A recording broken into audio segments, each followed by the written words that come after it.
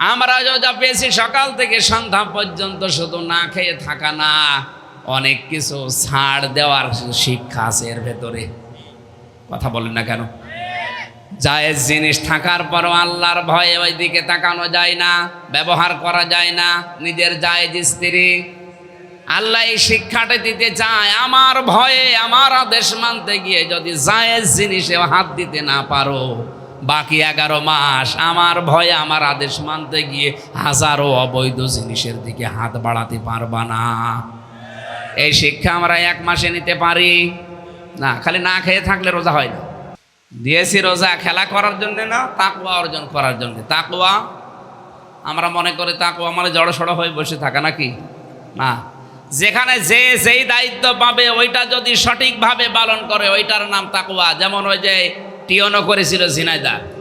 আজ বাংলাদেশের 1734 জন মানুষ যারা দায়িত্বে আছে, যে যেখানে আছে ওই জায়গায় যদি ওই দায়িত্ব সঠিকভাবে পালন করতো, এটার নাম তাকওয়া। এটার নাম কি? বাংলাদেশ জান্নাত হয়ে যাওয়ার কথা ছিল না? সব জায়গায় এখন ঘুষ চলছে। জোরে বলেন নাউজুবিল্লাহি মিন যালিক। তাকওয়ার দ্বিতীয় অর্থ হচ্ছে আল্লাহর নিষিদ্ধ কাজগুলো শুধু ছেড়ে দেওয়া না, ঘৃণা করে ছেড়ে দেওয়া। কি করে? সুতরাং এখানে যারা এখনো পর্যন্ত মোবাইলে উলঙ্গ অর্ধ উলঙ্গ নাচ দেখেন, যাদের সেভ করা আছে, এগুলো এক্ষুনি ডিলিট করে দেওয়া লাগবে। শুধু ডিলিট না, ঘৃণা করে ডিলিট করেন। রোজা রাখো, জিকির করো, সত্য কথা বলো, এগুলোই যদি বলতেন আমার মনে হয় তাদের সাথে বিরোধিতা হওয়ার কথা ছিল না।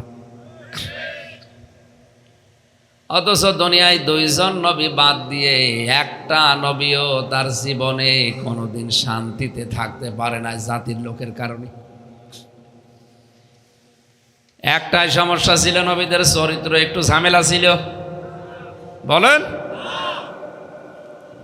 ইয়া হাসরাতান আলাল ইবাদি মা ইয়াতিহিম মির রাসূলিন ইল্লা কানু বিহি ইস্তাহজিউন।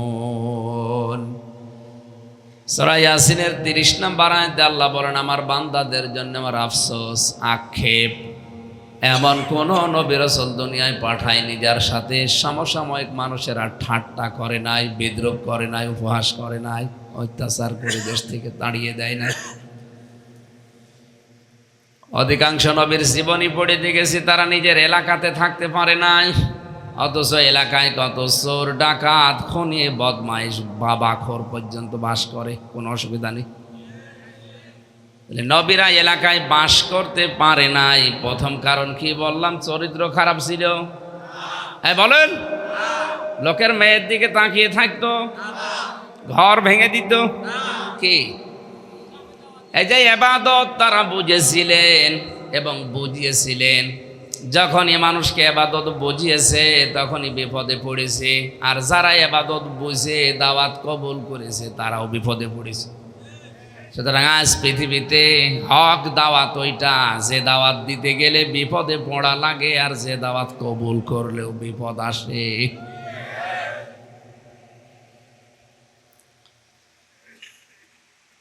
আমরা জেলখানায় থাকতে সবচাইতে বেশি পড়েছিলাম কারাগারে রাত দিন, এই বইটা।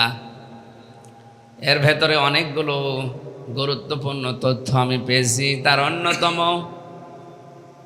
ফি জিলালিল কোরআনের তাফসীর লিখেছেন সাইয়্যিদ কুতুব, সাইয়্যিদ শহীদ কুতুব রহমতুল্লাহ আলাইহি। উনি জেলখানায় বসে বসে তাফসীরটা লিখেছিলেন রেফারেন্স ছাড়া।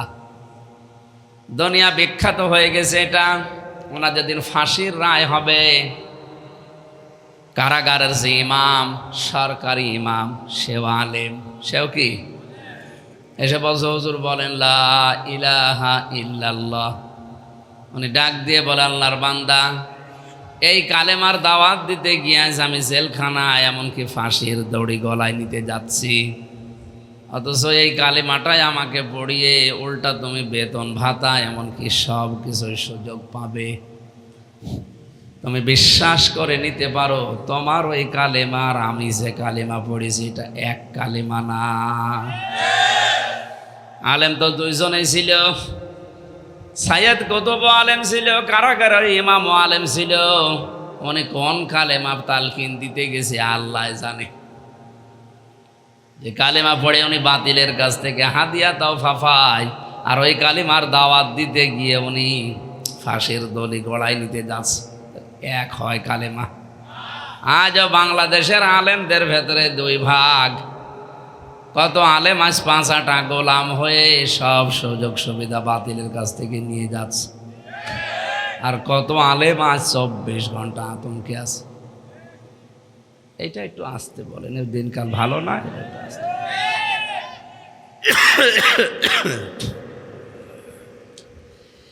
নবীদের প্রতি ঠাট্টা বিদ্রোহ হওয়ার কারণ ছিল তারা ইবাদত মানুষকে বোঝাতে পেরেছিলেন।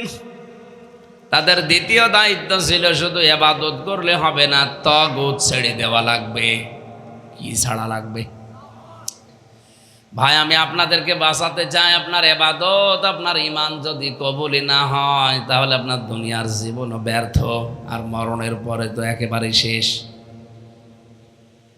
আপনি ইবাদত মন মতো করছেন, আল্লাহর জান্নাত পাওয়ার জন্য এই আয়াতের 2 নাম্বার কথাই তো ছিল ওয়াজতানিবুত তাগুত, ভাবে ইজতিনাব থেকে এসেছে, আপনাকে ছেড়ে দেওয়া লাগবে। আপনি তাগুত যদি না ছেড়ে দিয়ে ঈমানের দাবি করেন, কোরআনে অন্য আয়াতে আল্লাহ জানিয়েছেন ফামাই ইয়াকফুর বিত-তাগুতি ওয়া ইউমিন বিল্লাহ, কেউ যদি ঈমানের দাবি করে যে আমি আল্লাহকে বিশ্বাস করি, তার প্রথম দায়িত্ব সে তাগুত যেন অস্বীকার করে, ছেড়ে দেয়। কি ছাড়বে বলেন তো? আরো জোরে বলেন। তাগুতের 4টা অর্থ পেয়েছি আমি তাফসিরে। তাগুতের 1 নাম্বার অর্থ হচ্ছে শয়তান। তাগুতের অর্থ কি? শয়তানকে ছেড়ে দেওয়া লাগবে। তো শয়তান তো নেই, ছাড়বো কি? শয়তান আছে? হ্যাঁ, আমরা অনেকেই মনে করি, বিশেষ করে বাংলাদেশে, যে শয়তান মানে ওই যে আসাসিল আর ওই জিন আছে, ওরা মনে হয় শয়তান। কে বলেছে আপনাকে? মিনাল জিন্নাতি ওয়ান নাস, 2 দলের ভেতরে শয়তান আছে। মানুষের ভেতরে যাদের আচরণ, যাদের চরিত্র শয়তানের মতো হবে, ওই নারী পুরুষগুলো শয়তান। শয়তানের 1 নাম্বার চরিত্র ছিল যৌনতা ছড়াতে ভালোবাসতো, যৌনবাদী ছিল। কি করে উলঙ্গ হওয়া যায়, লজ্জায় স্থান দেখানো যায় মানুষকে, এই ছিল তার সব সময়ের ধারণা, চিন্তা ভাবনা, কাজ কাম। এজন্য জান্নাত থেকে হযরতে আদম এবং হাওয়াকেও বের করে দেবে এই নিয়ত ওর ছিল না। ওর প্রথম নিয়ত ছিল আদম আর হাওয়ার লজ্জায় স্থান দেখব। বলেন নাউজুবিল্লাহ। আর সিনেমা বলেন, নাটক বলেন, থিয়েটার বলেন, কবিতা বলেন, কবি বলেন, যারা আজ বিভিন্ন কায়দায় বিভিন্ন অনুষ্ঠানের মাধ্যমে যে মানুষগুলো এই পৃথিবীতে মানুষের লজ্জার স্থান ওপেন করার জন্য কাজ করছে, নিজে সহযোগিতা করছে, বুঝবেন ওইটা টাটকা নির্ভেজাল শয়তান। আপনি এই হাদিস অনুযায়ী বলেন তো, বাংলাদেশে এখন শয়তান আছে না নেই? যে যত বেশি আছে এই দেশে উলঙ্গ হতে পারছে, যে যত বেশি কাপড় খুলতে পারে, সে তত বেশি টাকার মালিক হয়ে যাচ্ছে, তার দাম তত বেড়ে যাচ্ছে। ফ্যান বন্ধ করে দিন, এমনি আওয়াজ নেই, ফ্যান বন্ধ করে দিন। নাকি আওয়াজ এভাবে থাকবে? হ্যাঁ ঠিক আছে। আমি শয়তান বোঝাচ্ছিলাম, যারা মনে করেন শুধু জিন শয়তান, আসাসিল শয়তান ও ছাতায় দেশে নেই, না, শয়তান ওইটা যারা উলঙ্গপনা ছড়ায়, নিজের স্ত্রী যাদের সুন্দর, মেয়ে সুন্দর, আরো সুন্দর করে সাজিয়ে শরীরের বিভিন্ন অঙ্গ প্রত্যঙ্গগুলো মানুষকে প্রদর্শন করায়, এগুলো করতে যারা ভালোবাসে, আনন্দ পায়, বুঝবেন এটা আর এক শয়তান। এই শয়তানকে ত্যাগ করা লাগবে, ছেড়ে দেওয়া লাগবে, বর্জন করা লাগবে যদি ঈমান আনতে চান। তাহলে ঈমানদারের সাথে যৌনতার কোনো সম্পর্ক আছে? কথা বুঝতেছেন? 2 নম্বরের শয়তান কারা? কোরআনে কারীম জানিয়েছে ইন্নাল মুবাদ্দিরিনা কানু ইখওয়ানাশ শায়াতিন। এই পৃথিবীতে যারা অপচয় করে এরা শয়তানের ভাই। শয়তানের ভাই হলে ওইটা কি বলেন বলেন? এরকম ৭৭টা বিষয় পড়া কোরআনে আছে যে এগুলো করলে সে আর মানুষ থাকে না, ও আর এক প্রকার শয়তান হয়ে যায়। আচ্ছা, অপচয় দেশে আছে না নেই বলেন তো? এখানে কত যুবক বসে আছে নিজের শরীরের অপচয় করছে মোবাইলে উল্টাপাল্টা জিনিস দেখে। আপনি বুড়ো মানুষ মাথা তোলাচ্ছেন, জীবনে কিছু বুঝবেন আপনি? ওগুলো তো বোঝার কথা হয়েছে ওদের। আর যারা কম্পিউটার, ইন্টারনেট, মোবাইলের মাধ্যমে নিজের চরিত্রকে ধ্বংস করে ফেলছেন, এইটাও একটা অপচয়। এই কথা বলে না কেন? শেষ বয়সে এসে বলে হুজুর ইন্ডিয়া হারবাল না কলকাতা হারবাল দেন। আপনার তো দেওয়াই লাগবে, এনাদের তো লাগে নাই। ৮-১০টা করে ছেলে মেয়ে জন্ম দিয়েছে, জীবনে কিছু খাওয়া লাগে নাই, আর এখন ১৪টা বড়ি খেয়েও কিছুই পারে না। না আমি মুরব্বী আছে এই জন্য বলছি না, বাস্তবতা এইটা। আর শরীরকে যারা অপচয় করছেন আপনিও শয়তানের ভাই। আপনার বাবা আপনার মা মাথার ঘাম পায়ে ফেলে কত কষ্ট করে টাকা পাঠায় আপনার মেসে ওয়াইফাই লাইন নিয়ে, ইন্টারনেট নিয়ে আপনি সারাদিন উলঙ্গ নাচ দেখেন, এইটা আর একটা অপচয় না? এই এলাকায় এসব নেই? এই যে অপচয়গুলো বন্ধ করা লাগবে। আল্লাহ শুধু ওয়াজ করেই কিন্তু শেষ করেননি, নিজেও তিনি অপচয় করেন না। বিজ্ঞান যে আয়াত নিয়ে গবেষণা করেছে যে আল্লাহ যে বললেন যে দুনিয়া যারা অপচয় করে তারা শয়তানের ভাই, দেখি তো আল্লাহর কোনো অপচয় আছে কিনা। মাথা থেকে পা পর্যন্ত শরীরের ভেতরে তাকিয়ে দেখে গুরুত্বপূর্ণ একটা পিত্ত রস তৈরি হয়। এই যে খাবারগুলো আমরা খাই, এখান থেকে খাবারের নির্যাস দিয়ে বানানো হয় পিত্ত রস। এটা ফোঁটা ফোঁটা করে আপনার খাবার যেখানে আছে ওই জায়গায় পড়ে। বিজ্ঞান এখন দেখাচ্ছে কম্পিউটার দিয়ে, যতক্ষণ এই ফোঁটা ফোঁটা রস পড়বে ততক্ষণ খাবার হজম হবে।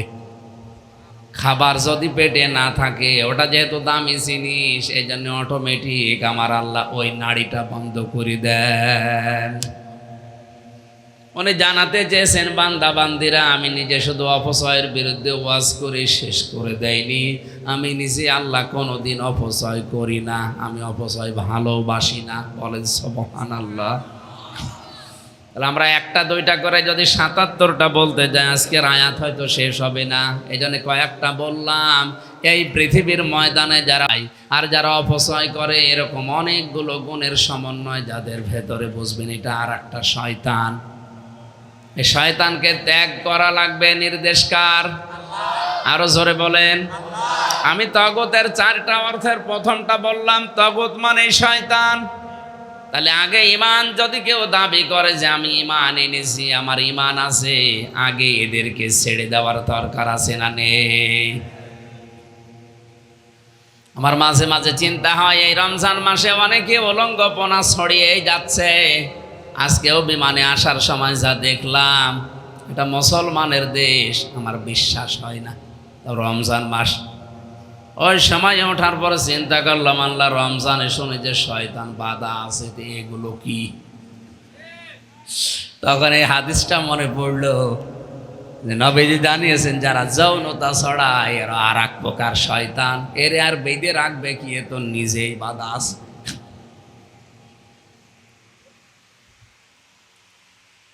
শয়তানের প্রথম কাজ হচ্ছে যারা উলঙ্গপনা ছড়াবে, লজ্জা স্থান দেখাতে মানুষকে ভালোবাসে, নিজে পছন্দ করে। এই পৃথিবীতে একটাই মাত্র প্রাণী আমরা দেখতে পাই, এক হাতের উপরে বড় লেজ, কিন্তু লজ্জা স্থান ঢেকে রাখে না। নাম কি? কুকুর। কুকুর নাম কি? এত বড় লেজ, অথচ উল্টিয়ে পিঠের উপরে রেখে মানুষকে দেখায় যে জিনিসপত্র যা আছে দেখ।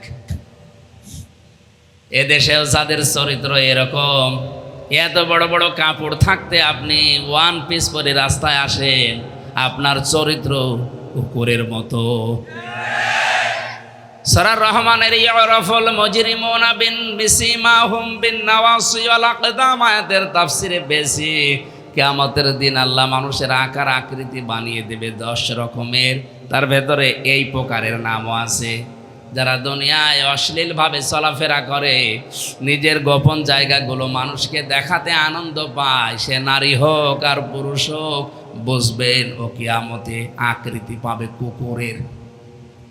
আমার তো মনে হচ্ছে আমরা এখানে অনেকেই বসে আছি, আমাদের এই আসল চেহারা কিয়ামতে পাবো না, পাবো শেষে কুকুর। হ্যাঁ, কথা বলেন না কেন? নিজের মেয়ে বউ সুন্দর হলে আপনি দিশা পালনা করবেন কি? আরো সুন্দর করে বিউটি পার্লারে সাজিয়ে বিভিন্ন অনুষ্ঠানে নিয়ে যায়, মানুষকে বোঝাতে চায় যে মাল আমার আছে। মাল থাকলে আমি করবো কি? ওকে আমার মাল।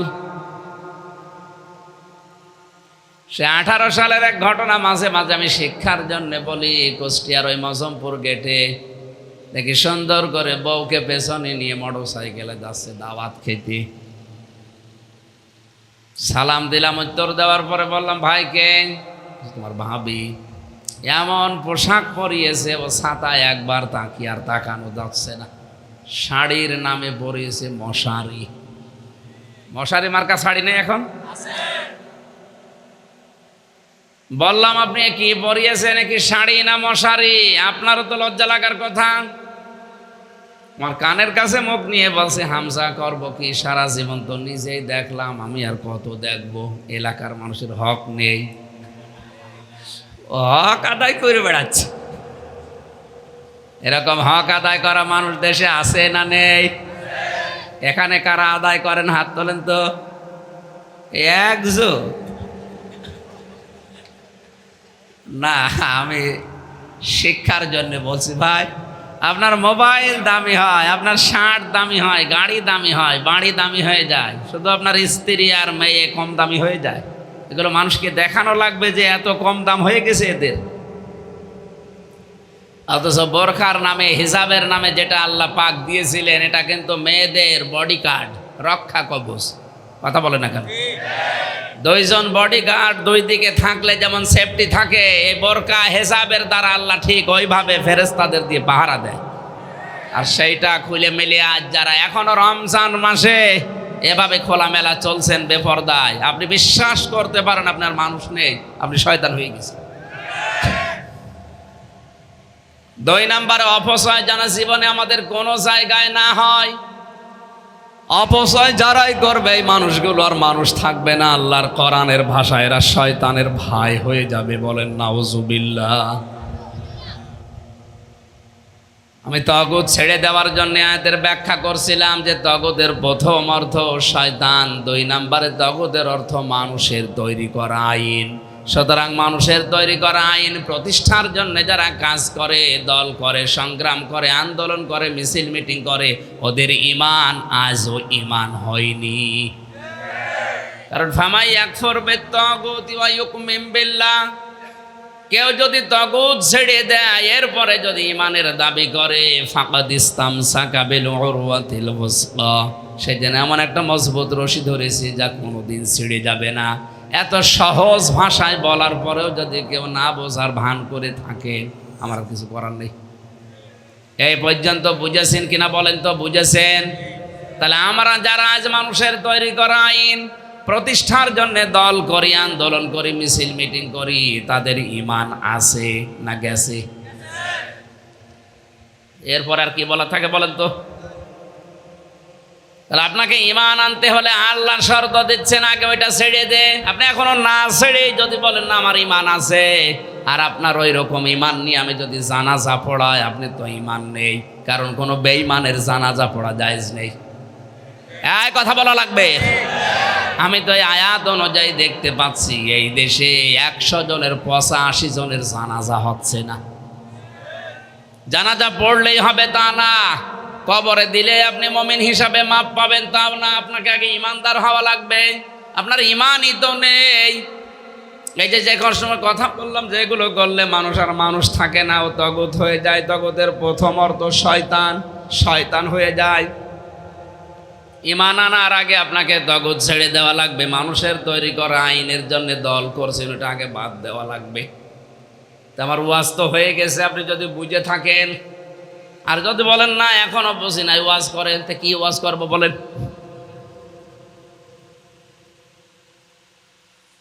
নবীজির কথা ছিল অল্প, অর্থ ছিল বেশি। আর আমার ঘন্টার পরে ঘন্টা আমরা বইকে যাই, আমাদের কথার তো কোনো মাল ম্যাটারস নেই। আমি যে কথা বলেছি কয়েক মিনিটে আমার ওয়াজ কিন্তু হয়ে গেছে, আপনি যদি বুঝে থাকেন। শয়তানের কাজ কারবার ছেড়ে দিয়ে মানুষের তৈরি করা আইন প্রতিষ্ঠার জন্য দল করলে, আন্দোলন করলে, মিছিল মিটিং করলে ঈমান থাকে না। তো বাংলাদেশে আপনি মিলান 100 জনের 85 জন ধরা খাবে। কথা বলা লাগবে ভাই।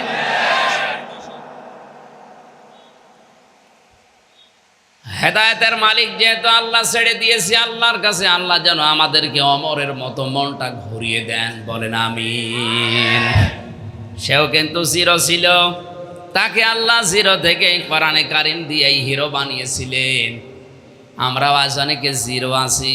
আল্লাহ জানে রমজানে কোরআন নাজিলের এই মাসে কোরআনের কাছে এসে আমাদেরকে হিরো হওয়ার তৌফিক দেন না। আমার ব্যাখ্যা বেশি হয়ে যাচ্ছে, আমার দিকে গেলাম না।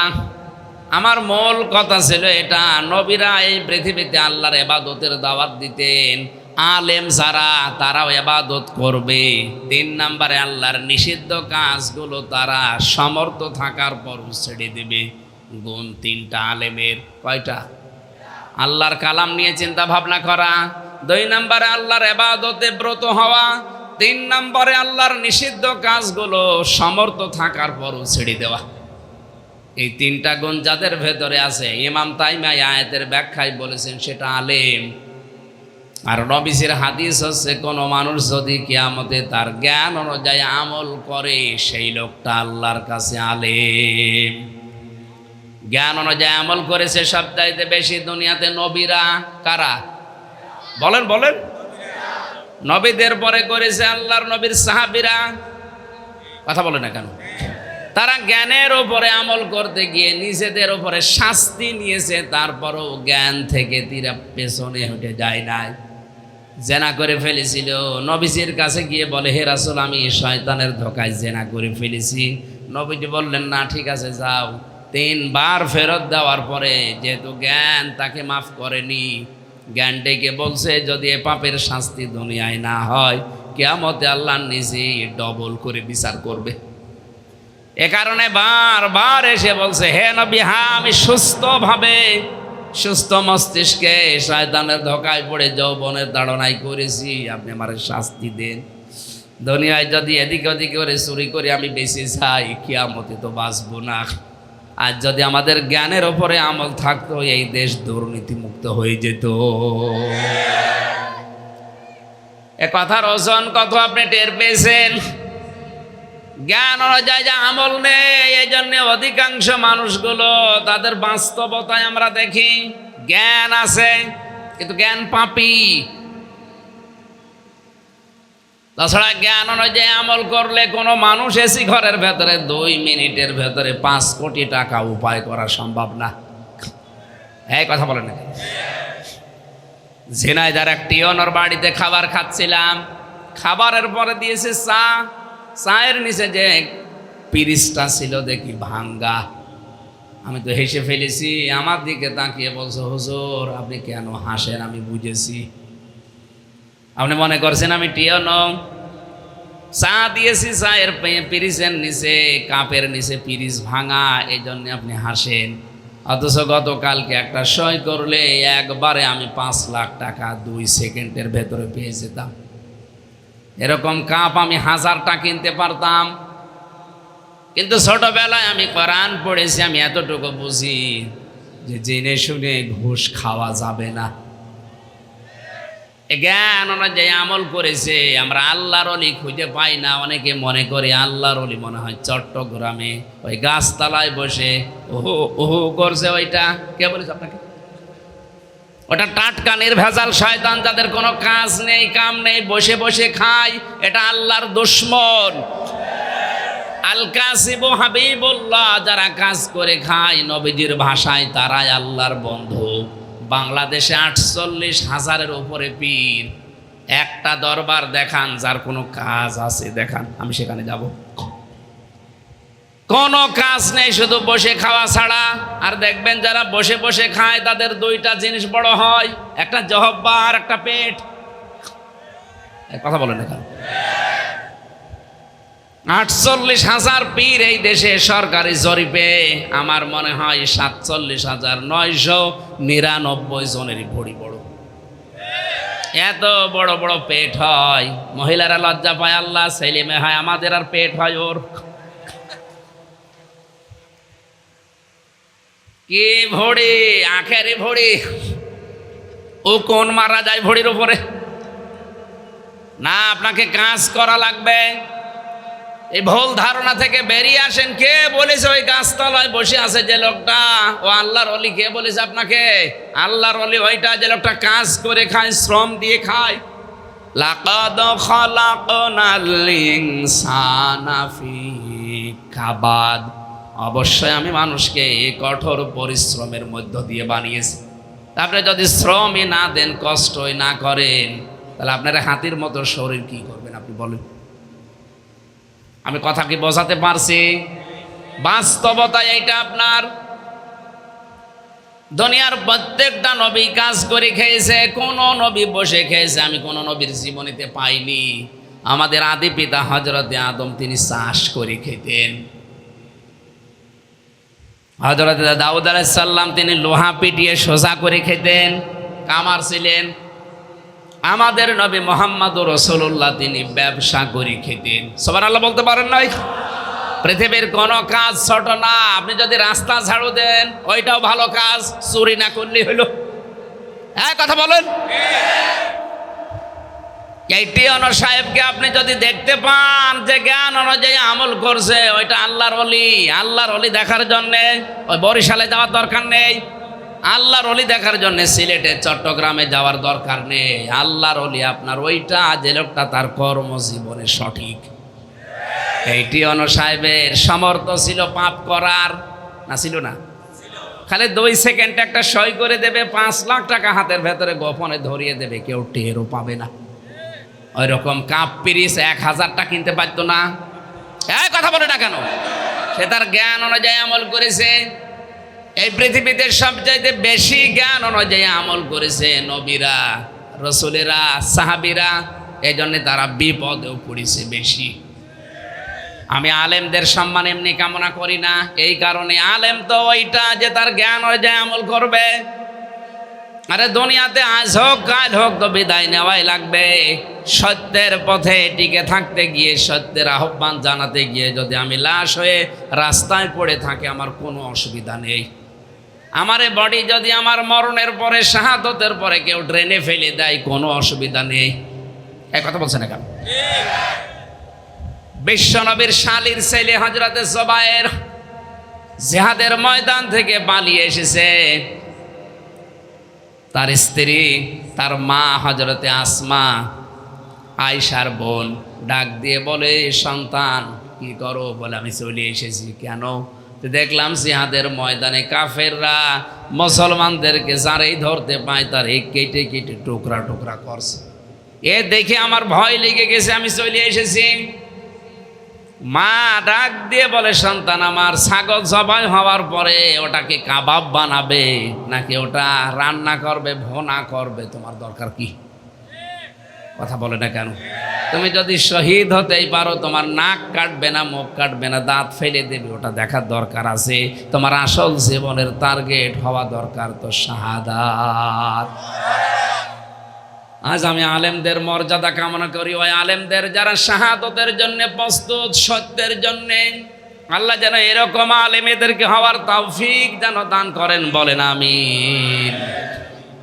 দরুদ সালাম পড়ে আজকের রমজান মাস ছায়া ফেলেছে আমাদেরও। এই সংক্রান্ত একটা আয়াত পড়েছি। পড়া কোরআন শরীফে নামাজের কথা আছে, কিন্তু নামাজ কিভাবে পড়া লাগবে, কয় রাকাত পড়া লাগবে, পড়া কোরআনে কোনো জায়গায় নেই। আছে? নেই, ওটা হাদিসে আছে। যাকাত দেওয়া লাগবে 8 জায়গায়, এতটুকুই শেষ। কতটুকু সম্পদ হলে, কয়টা গরু হলে, কয়টা ছাগল হলে, কয়টা ভেড়া উট হলে কতটুকু দেওয়া লাগবে, কথা কোরআনে আল্লাহ দেয়নি, এটা হাদিসে আছে। হজ ফরজ, কয়টা ফরজ, কোথায় কোথায় যাওয়া লাগবে, কথা কোরআনে নেই, হাদিসে আছে। এই কথা বলে না কেন? পৃথিবীর যত ফরজে পড়া কোরআনে আমি 500 ফরজ পেয়েছি। 500টা ফরজের 499টা একরকম। যে কোরআনে শুধু আল্লাহ ইঙ্গিত দিয়ে রেখেছেন, কিন্তু কিভাবে করা লাগবে, কতটুকু করা লাগবে পুরা কোরআনে নেই, ওটা হাদিসে আছে। কিন্তু একটাই মাত্র ইবাদত, যার নাম রোজা, যার নাম সিয়াম। এ সিয়াম আর রোজা মহান আল্লাহ শুধু করতেই বলেননি, একেবারে পুরা রুকুতে আলোচনা করেছেন কিভাবে রোজা করা লাগবে, কি কি কারণে রোজা ভেঙে যাবে, কখন রোজা করা লাগবে, কয়টা করা লাগবে, গণনা করতে হবে কোন দিন থেকে, সব আল্লাহ কোরআনে দিয়েছেন রোজার ব্যাপারে। দুনিয়ায় 2টা ফরজ শুধু আল্লাহ নিজের কাছে নিকে নবীজিকে দিয়েছিলেন, একটা সিয়াম আর একটা সালাত। তাছাড়া দুনিয়ায় 498টা বিধান আল্লাহ এই দুনিয়াতে ফেরেশতার মাধ্যমে পাঠিয়ে দিয়েছে। শুধু 2টা বিধান আল্লাহ নিজের কাছে নিয়ে বিশ্ব নবীকে আল্লাহ হাতে কলমে শিখিয়েছিলেন, তার নাম হচ্ছে সিয়াম। দিয়েছিলেন 1 মাস, 2 মাস না 6 মাস? কয় মাস বলেন বলেন? নবীজি নূহ আলাইহিস সালামের জীবনী জানতেন, এজন্য 6 মাস রোজা পেয়ে উনি আনন্দ করছিলেন যে খুব ভালো হয়েছে, 6 মাস একাধারে রোজা পেয়েছি। কিন্তু বাস্তবতায় তার আগে যারা দুনিয়া থেকে বিদায় নিয়েছে তাদের সাথে দেখা হয়েছিল হযরতে মুসা নবী, ঈসা নবী। তারা বলেছে আপনার উম্মত 6 মাস রোজা পেয়েছে, আপনি আনন্দে আছেন। আমার উম্মতের ভেতরে হয়তো 5টা, 7টা, 10টা রোজা ছিল, তাই তারা করতো না। আপনি আল্লাহকে বলেন উনি যেন একটু কমিয়ে দেন। মুহাম্মদ রাসূলুল্লাহ খুশি হয়েছিলেন রোজা 6 মাস পেয়ে, কেন জানেন? হ্যাঁ, আমি যে আগেই বললাম উনি নূহ আলাইহিস সালামের জীবনী জানতেন, কারণ এক নবীর খবর আর এক নবীর কাছে থাকে। এক কথা বলছে না কেন? উনি নূহ আলাইহিস সালামের 950 বছরের জীবনী জানতেন, যে অধিকাংশ সময় এই পৃথিবীতে একটা মানুষ বেশি সুস্থ ছিল, তার নাম নূহ নবী। আজ আমরা অনেকেই বলি, বিভিন্ন দোষ দেখায় যে আমরা রোজা রাখতে পারি না গ্যাসের কারণে, এই কারণে, ওই কারণে। কে বলেছে আপনাকে রোজা রাখলে গ্যাস আর ভালো হয়? বলেন বলেন? আপনি আরো সুস্থ থাকতে পারবেন। হ্যাঁ, কঠোর পরিশ্রম যাদের, ওদের ব্যাপার আলাদা। আপনি ঘরে বসে আছেন, দোকানে বসে ব্যবসা করছেন, অফিসে বসে কাজ করবেন, আর গ্যাসের দোহাই দিয়ে রোজা রাখতে পারেন না, না এটা ঠিক না, আপনি আরো অসুস্থ হবেন। কারণ রোজার মাসে রোজা রাখলে মানুষ সুস্থ থাকবে। এই জন্য নবীজি 6 মাস উনি মনে করছেন আমার উম্মতেরা যাক অন্তত বছরে 6 মাস সুস্থ থাকতে পারবে। এই যে আমার 3 দিন আগেও তো আমি কেমন ছিলাম, আমার শরীরই চলতো না, অথচ আজ সারাদিন না খেয়ে আছি রোজার অবস্থায় রমজানে। এখনো মনে হচ্ছে রাত দিন আর নেই, এখন মাহফিল করতে আমার আর সমস্যা হচ্ছে না। 2-3 দিন আগে 3 বার করে খেয়েও আমার শরীর চলে নাই। এটা যে রহমত আল্লাহর, সুস্থ থাকা যায় তার প্রমাণ আমি নিজেই। এই জন্য যারা দোহাই দিচ্ছেন যে আমি অসুস্থ বা এই কারণে রোজা রাখতে পারি না, আপনার চাইতে কোরআনে কারিম কি কম বোঝে নাকি? ফামাং শাহিদা মিনকুম শাহরা ফালিয়াসুমহু, তোমাদের ভেতরে কেউ যদি রোজার মাস পায় সে যেন অবশ্যই রোজা রাখে। কে বলছে? বলেন বলেন? উনি তো এই মানব শরীর বানিয়েছে, উনি জানে কি করে এর সুস্থ রাখতে হয়। এই জন্য আপনি দেখবেন বছরে, মাসে, সপ্তাহে রোজার নিয়ম আছে। বছরে 1 মাস, মাসে 3 দিন, সপ্তাহে 2 দিন। এক কথা বলছে না কেন? এটা কি খেলা করার জন্য দিয়েছে? বিজ্ঞান আর শরীর পরীক্ষা করে দেখছে এই শরীরে খাদ্য হজম করার জন্য যেই মেশিনগুলো কাজ করে, সব সময় খাবার খেতেই যদি থাকেন পেটুকের মতো, এ হজম করার সমস্যা হয়ে যায়, শেষে বিভিন্ন রোগ শরীরে বাসা বাঁধে। এই জন্য সপ্তাহে 2 দিন, মাসে 3 দিন, বছরে 1 মাস যদি রোজা রাখেন, বিশ্বাস করেন আপনার শরীরের হজম শক্তি আল্লাহ নিজে বাড়িয়ে দেবে। নবী তো খুশি হয়েছিলেন যে 6 মাস অন্তত উম্মতেরা একটু শান্তিতে থাকতে পারবে, সুখে থাকতে পারবে। তো বাস্তবতায় এসে যখন আল্লাহকে বারবার বলতে বলতে 1 মাস দিয়েছে, আল্লাহ পাক শেষে জানালেন, নবী আমার, আমি কিন্তু 6 মাস রোজা রেখে দিয়েছিলাম, তোমাকে লিখে দিয়েছিলাম 6 মাস। তোমার কনসিডারের কারণে আমি কমাতে কমাতে শেষ পর্যন্ত 1 মাস দিয়েছি। আমার লিখার তো কোনো পরিবর্তন নেই। লা মুবাদদিলা লিকালিমাতি, আমি একবার যেটা লিখে ফেলি ওটার কোনো পরিবর্তন, যেহেতু লিখেই ফেলেছি 6 মাস, তোমার দিকে তাকিয়ে আমি আল্লাহ 1 মাস করলাম। জানিয়ে দিও তোমার উম্মতদেরকে, যদি 1 মাসও কোনো নারী পুরুষ সঠিকভাবে রোজা রাখতে পারে, আমি আল্লাহ 6 মাস রোজা রাখার সওয়াব দিয়ে দেব। এরকম একটা গুরুত্বপূর্ণ মাস কিন্তু আমরা পেরিয়ে চলে যাচ্ছি, এখন রহমতের ভেতরে আছি। জানি না আল্লাহর রহমতকে কতটুকু পাচ্ছি। আল্লাহর রহমত পাওয়ার জন্য আল্লাহ রোজা দিয়েছিলেন। ইয়া আইয়ুহাল্লাযীনা আমানু, এই যে এই শব্দটা 89 বার পড়া কোরআনে আল্লাহ দিয়েছেন। ইয়া আইয়ুহাল্লাযীনা আমানু, আল্লাহ দুনিয়ার সব মানুষকে ডাকার সময় বলেছিলেন ইয়া আইয়ুহান নাস বা ইয়া আইয়ুহাল ইনসান, আর শুধুমাত্র যাদের ঈমান আছে তাদেরকে তার হাত, কুদরতের হাত এভাবে করে আদর করে ডাকেন, ইয়া আইয়ুহাল্লাযীনা আমানু, ওহে যারা ঈমানের দাবি করো, তোমাদেরকে একটা কথা বলছি, কুতিবা আলাইকুমুস সিয়াম, তোমাদের উপর আমি রোজা লিখে দিলাম, শুধু ফরজ করেছি। তাহলে ফারজুন শব্দ দিত আল্লাহ, কাতাবা দিয়েছেন কেন? এই মুরব্বী যদি বলে এই ময়দানটা আমার, আমি এটা মসজিদে দিয়ে দিলাম, মুখের কথার কোনো দাম আছে? বলেন বলেন। যদি এটা লিখে সই স্বাক্ষর করে দলিল করে কমিটির হাতে দিত, এ জমির দাম আছে না নেই? আল্লাহ বলেন রোজাকে আমি অন্যান্য ফরজের মতো বলে দিতাম, যা ফরজ না আমি লিখে দিয়েছি। কি দিয়েছি? আরো জোরে বলেন। লিখিত বিধান আল্লাহর বেশি না? এইটা একটা, আর মানুষ হত্যার ব্যাপার একটা আছে। ইয়া আইয়ুহাল্লাযীনা আমানু কুতিবা আলাইকুমুল কিসাসু ফিল কাতলা, আমি কিসাসের বিধানটাও লিখে দিলাম। কি করলাম? আজ বাংলাদেশে কত অবৈধ হত্যা হচ্ছে, কত মানুষ গুম হয়ে যায়, খুন হয়ে যায়, বিচার হয় না। হ্যাঁ, বিচার হয় ওই ব্রিটিশের আইন দিয়ে।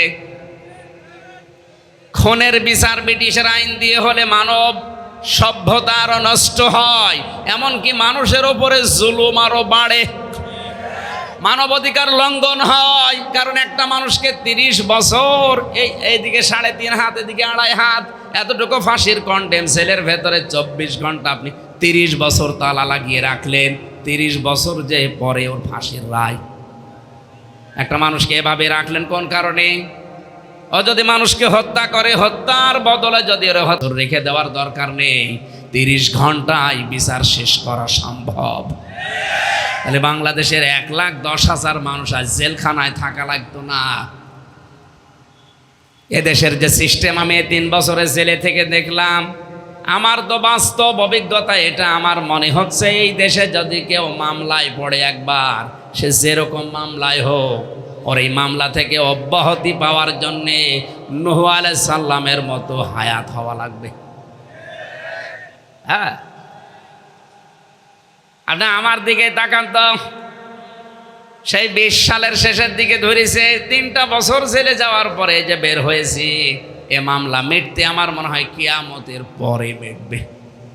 কিন্তু এতদিন আমার এই অন্যায় না করেও হাজিরা দেওয়াই লাগবে।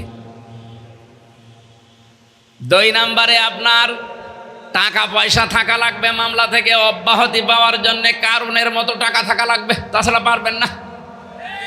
কারণ কোর্টের ইট পর্যন্ত বলবে ওই হামজা টাকা দিয়ে যা। উকিল ম্যাজিস্ট্রেট এই যারা আছে এদের কথা তো বাদই দিলাম, ইট পর্যন্ত দেওয়ালে যে ইট লাগানো আছে ওই ইটের পাশ দিয়ে গেলে কোর্টের ইট বলে টাকা দিয়ে যা। আমি কি বেশি বলে ফেললাম? আপনার হায়াত হওয়া লাগবে নূহ নবীর মতো, অব্যাহতি পাওয়ার জন্য টাকা পয়সা থাকা লাগবে কারণের মতো, আর ধৈর্য থাকা লাগবে আয়ুব নবীর মতো। আয়ুব নবী 18 বছর পড়েছিলেন। কয় বছর? ধৈর্য হারাননি। তিনি বলেছিলেন আন্নি মাসানিয়া দুরওয়া আনতা আরহামুর রাহিমিন।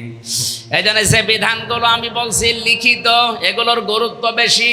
আমি তো বললাম ওনারে উদাহরণ দিয়ে, এমনি মুখে বললে ওনার কথার গুরুত্ব আছে কিন্তু দাম নেই। এই কথা বলেন, কিন্তু লিখে সই স্বাক্ষর করে দলিল করে স্ট্যাম্প করে দিলে ওর দাম আছে না? মানুষ তো একই, আগে মুখে বলেছে এখন লিখে দিয়েছে। আগেরটার চাইতে পরেরটার গুরুত্ব দুনিয়ার মানুষের কাছে 100 গুণ বেশি। আল্লাহ পাক কোরআনে কারিমে রোজার বিধান আর কিসাসের বিধান শুধু মুখে বলেন, উনি লিখে সই স্বাক্ষর করে দলিল করে স্ট্যাম্প করে দিয়েছে। সুতরাং বাংলাদেশের সংসদে যে রোজার বিধান আর কিসাসের বিধান যদি আমাদের মনে হয় লিখিত থাকতো, এদেশে আইন হিসাবে থাকতো, বঙ্গবন্ধুর হত্যার বিচার আমরা 50 বছর আগেই পেয়ে যেতাম। শুধু বঙ্গবন্ধু না, হাজারো মানুষ আজ খোঁজ নেই। কত আয়না ঘরে হাজারো মানুষ আজ বন্দী আছে, আমরা অনেকের খোঁজই জানি না। 10 বছর 15 বছর 16 বছর পড়ে আছে, কেউ দুনিয়ায় জানে না। এটা মাইকে ওপেন বলা ঠিক না, এই জন্য বলছি না, বাস্তবতা আমিও দেখেছি।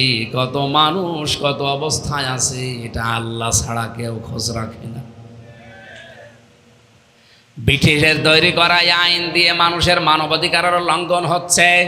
সুতরাং যারা দায়িত্বে আছেন, হাজার হাজার বছর ওরা এই দুনিয়াকে শোষণ করে চলে গেল, তাদের বানানো আইন দিয়ে এখনো চলতে হবে কেন? আমাদের কাছে কি আল্লাহর পাঠানো সংবিধান কোরআন নেই? সূরা ফুরকানে 73টা সংবিধানের নিয়ম লেখা আছে। কোন পরিবারের, সমাজে, রাষ্ট্রে যদি এই 73টা সংবিধানের নিয়ম যদি ফলো করে দেশ চালায়, ওই দেশ আল্লাহর মিনি জান্নাত হয়ে যাবে। রোজার বিধান যেহেতু এটা শুধু ফরজ না, এটা লিখিত, শুধু আমাদের উপরে না, কামা কুতিবা আলাল্লাযিনা মিন ক্বাবলিকুম, হে নবী আপনার পূর্বে যত নবীর উম্মত দুনিয়া থেকে বিদায় নিয়েছে, প্রত্যেক নবীর উম্মতের উপরে রোজা ফরজ ছিল। তাহলে রোজা নামে যেটা সিয়াম, এইটা কিন্তু শুধু আমরা না, আমাদের আগে যত মানুষ দুনিয়া থেকে বিদায় নিয়েছে ওরাও পালন করেছে। হ্যাঁ, তাদের সিস্টেম আলাদা ছিল। এক কথা বুঝতেছে? তাদের সিস্টেম হয়তো আলাদা ছিল, কিন্তু রোজা ছিল। আমরা রোজা পেয়েছি সকাল থেকে সন্ধ্যা পর্যন্ত শুধু না খেয়ে থাকা না, অনেক কিছু ছাড় দেওয়ার শিক্ষা আছে এর ভেতরে। কথা বলেন না কেন? জায়েজ জিনিস থাকার পরও আল্লাহর ভয়ে ওই দিকে তাকানো যায় না, ব্যবহার করা যায় না। নিজের জায়েজ স্ত্রী, আল্লাহ এই শিক্ষাটা দিতে চায়, আমার ভয়ে আমার আদেশ মানতে গিয়ে যদি জায়েজ জিনিসে হাত দিতে না পারো, বাকি 11 মাস আমার ভয়ে আমার আদেশ মানতে গিয়ে হাজারো অবৈধ জিনিসের দিকে হাত বাড়াতে পারবা না। এই শিক্ষা আমরা 1 মাসে নিতে পারি না। খালি না খেয়ে থাকলে রোজা হয় না। দিয়েছি রোজা খেলা করার জন্য না, তাকওয়া অর্জন করার জন্য। তাকওয়া আমরা মনে করি তাকওয়া মানে জড়সড় হয়ে বসে থাকা, নাকি? না, যেখানে যে যেই দায়িত্ব পাবে ওইটা যদি সঠিকভাবে পালন করে ওইটার নাম তাকওয়া। যেমন ওই যে টিওনো করেছিল ঝিনাইদহ, আজ বাংলাদেশের 1734 জন মানুষ যারা দায়িত্বে আছে, যে যেখানে আছে ওই জায়গায় যদি ওই দায়িত্ব সঠিকভাবে পালন করতো, এটার নাম তাকওয়া। এটার নাম কি? বাংলাদেশ জান্নাত হয়ে যাওয়ার কথা ছিল না? সব জায়গায় এখন ঘুষ চলছে। জোরে বলেন নাউজুবিল্লাহি মিন যালিক।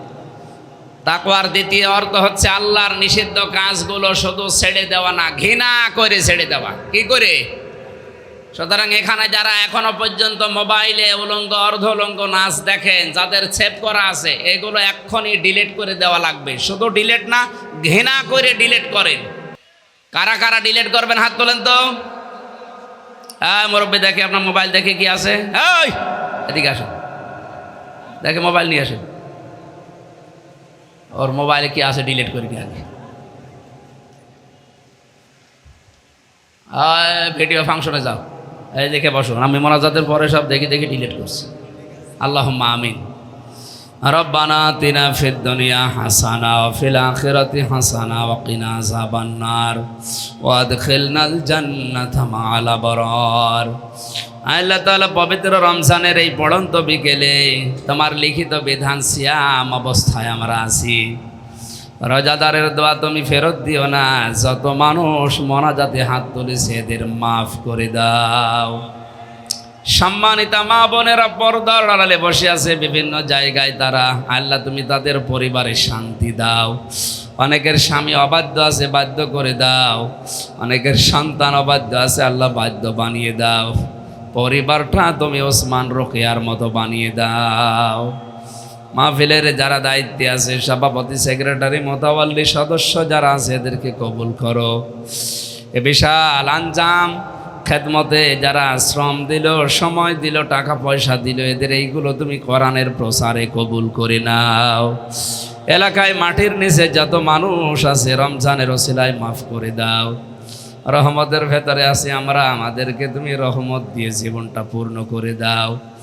সামনে মাগফিরাতের পরে নাজাত, আল্লাহ তুমি মেহেরবানি করে আমাদের জাহান্নাম থেকে নাজাত দিয়ে দিও।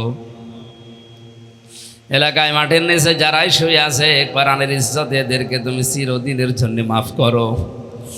যাদের মাধ্যমে এই মাহফিলে এসেছি আল্লাহ মনিরুল মাওলা স্যার সহ যত মানুষ এই মাহফিলের দায়িত্বে আছে প্রত্যেকটি মানুষকে তোমার নিজ গুণে কবুল করে নাও।